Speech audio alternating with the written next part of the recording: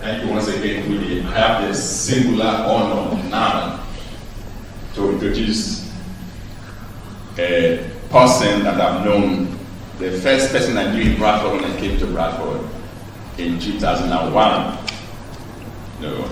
Just in 1-2 minutes. I was working in the new international student 2001, coming from just early morning shifts work, rushing back to university to catch the next lecture. I saw this young lady running after me in the city center. Maybe because I was with another friend, we were talking, and from my accent, she knew that this person would be a Nigerian. I saw this young lady running after me.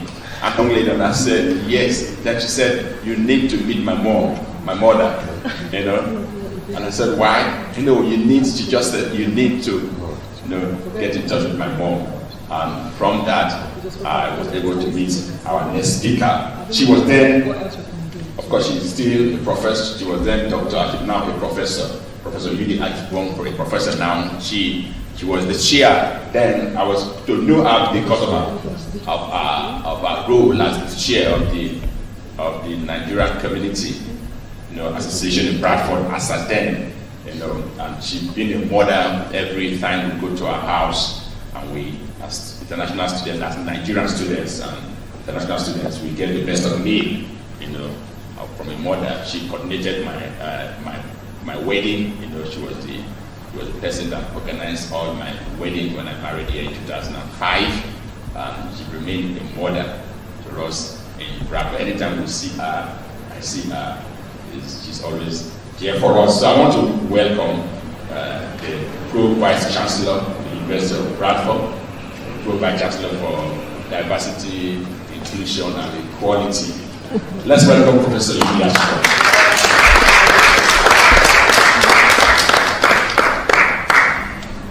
Thank you very much. Can you hear me, Doctor? Let me give something back now. Did you notice that he reversed the acronym? Diversity, Inclusion, and Equality becomes DIE, which means if you are not interested in incorporating equality, diversity, and inclusion in everything that you do, then it's time for you to die. Right, it's such a joy to be here. I'm really sorry to be slightly late. I was meant to be here at 1. A day like this always reminds me of something, and that thing is our humanity. A day when we come together to talk about the thing that defines all of us. If you don't have an accent, then you're not human. We all have an accent. Let me explain myself before you shoot. I hope not. No matter how good you are with your Yorkshire accent in Bradford, the moment you step out of Bradford into Wakefield, into Derby, into London, you have an accent. And when somebody from London moves this way, they have an accent.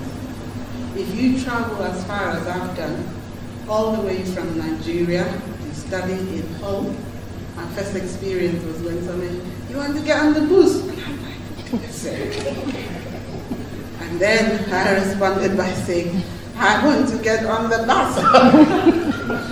So we all have our accents.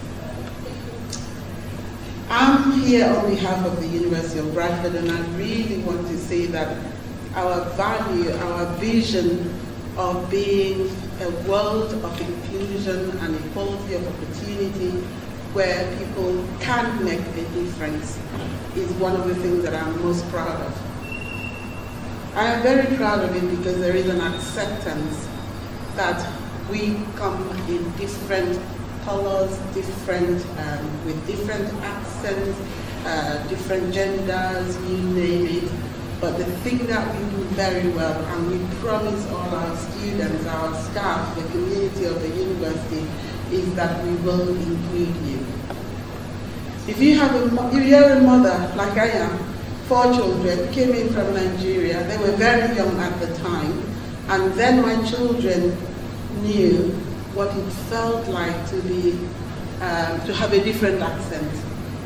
mimicked in school and so on. My baby at the time, I think Ifeoma was 3, decided to learn very quickly about using accents. One day, I was downstairs, and my husband was upstairs, and he said, come.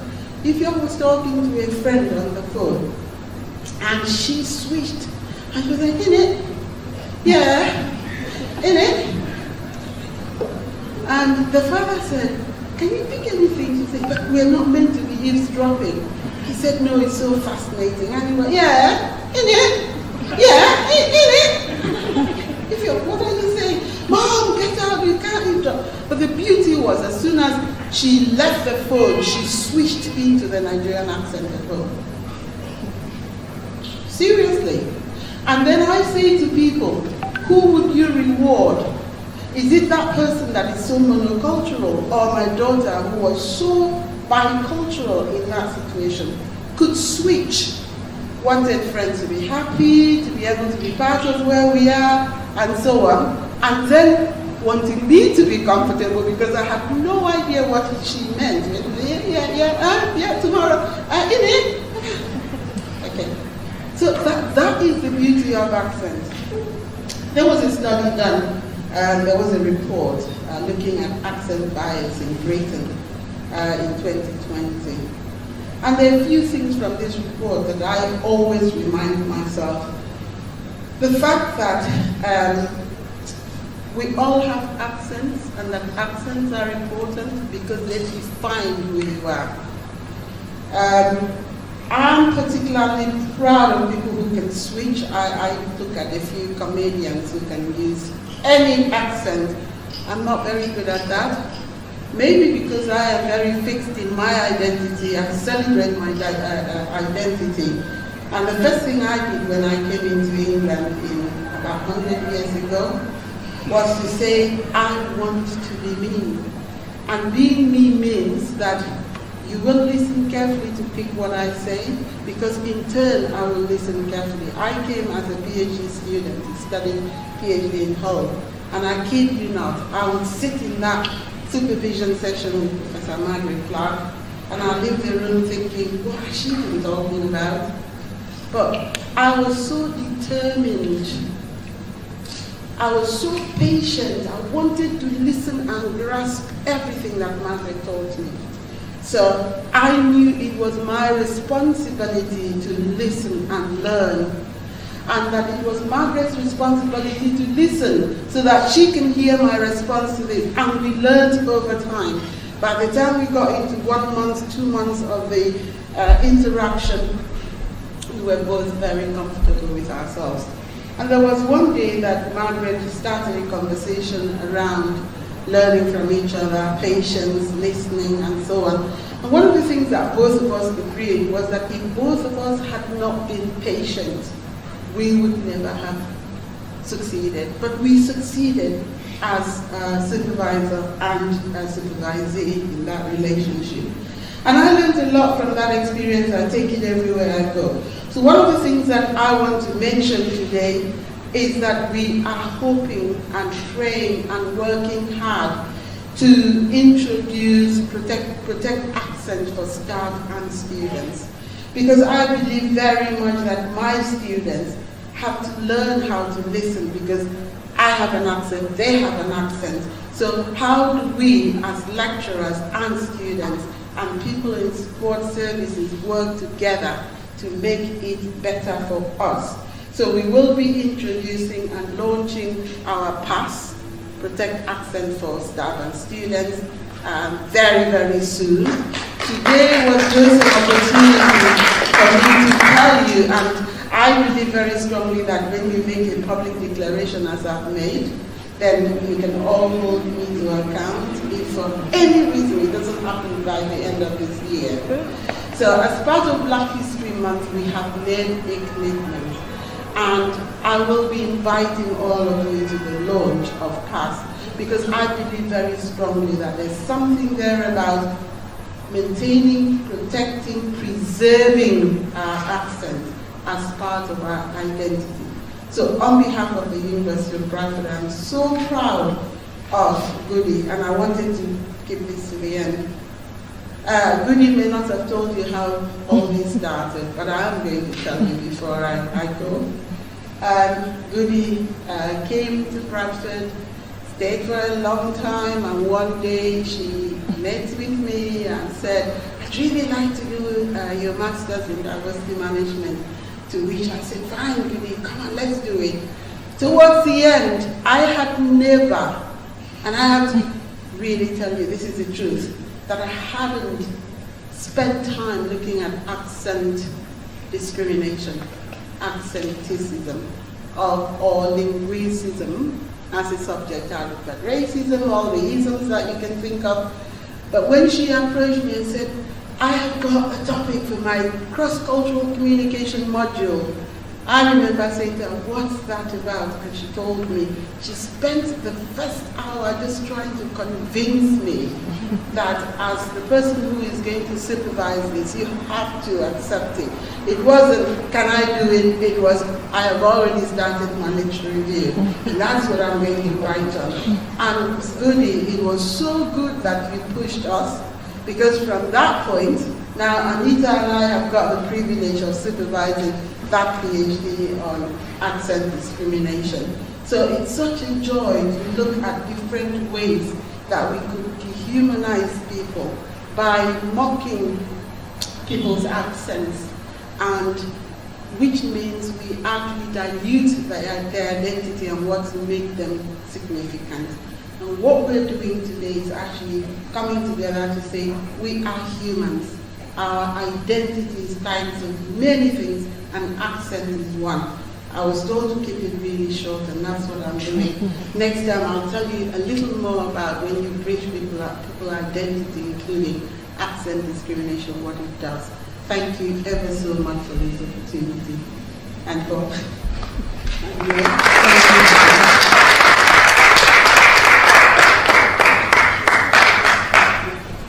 Thank you so much, Professor Yuli. I don't know, words cannot describe how I feel about Professor Yuli. Those who know me know I don't often say stuff when she's around because I don't want to, but she's a wonderful, phenomenal human being. Trust me, she is. Those who know her quality in terms of how she cares. She's not just your lecturer. She's your confidant, she's your friend. When she needs to be a friend, she's a mother, like Dr. Akpo has said. And you wouldn't believe the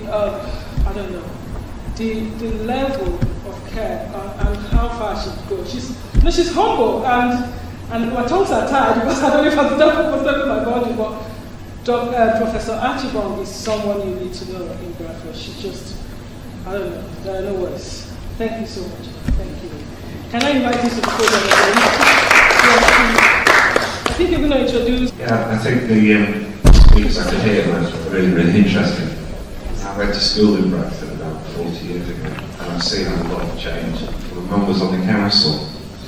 Somebody mentioned that Oxford English and how regional accents used to be frowned on. My experience in the UK is regional accents have kind of become cool on the media. So you're hearing regional accents that are very in vogue, so I think the UK is changing. And a lot of the regional radios, and even a lot of Radio 1 stuff, those regional accents are being accepted. However, I'm a business coach, and I think, in personal opinion, it's the responsibility of the communicator to get the meaning across. So I have a saying, the meaning of my communication is the response I get. So if you're not getting the response you want, I'd suggest all of us, including me, need to try and improve how we communicate with the audience we're trying to reach. And don't, including myself, take a victim mentality. So how can I communicate differently? And I find as I go around the world, when I worked in the City of London, I became very English. When I was in Boston, I became my accent. And they were saying earlier about how much our environment influences. I think we should all try to adapt to the environment we choose to live in to influence the society as much as we can. And yeah, so it's been really interesting. Thank you very much. I want to celebrate that work that Dr. Hapo has said. And he said sometimes your handset may deprive you from a place of work, and which is actually is true, and I've come across it in different occasions. And I remember there was a time I applied for a bereavement organization whereby you can work with people as cancer people who are going through bereavement and all that. And I was interviewed. I went for interview, and it was a charity organization anyway. I was going to work as a volunteer. In the end of the day, they got back to me and said, "We are sorry, just because of how you talk, we are unable to accept you." They said, "Well, you've got everything we need. We know you are good. You've got everything we need, but because of the way you speak, and we don't want that to affect the people we are dealing with because they are going through." So as that, I see it as a discrimination. So we can't affect anyone. Thank you. Thank you for that. We all have stories, and for that, that's what this day is all about, to celebrate accents, protect accent. And we are running from pros and cons. We're hoping that we'll move forward and we'll progress with this. So on that note, we want to draw this to a close for the few minutes we have. Any remark, Goody, in 1, 15, 30 seconds? Yes, let's clap for Goody. Thank you, everyone. I'm gonna cry, but I won't cry. It's not because of anything. I just want to thank you for your tenacity, for staying with it all. Well, it's been a great day. And thank you all. But what's going to happen is I'm probably going to repeat the award section. I'm a crybaby. So we're going to repeat the award section, and then we're going to organize that better. And thank you, and just enjoy your lunch.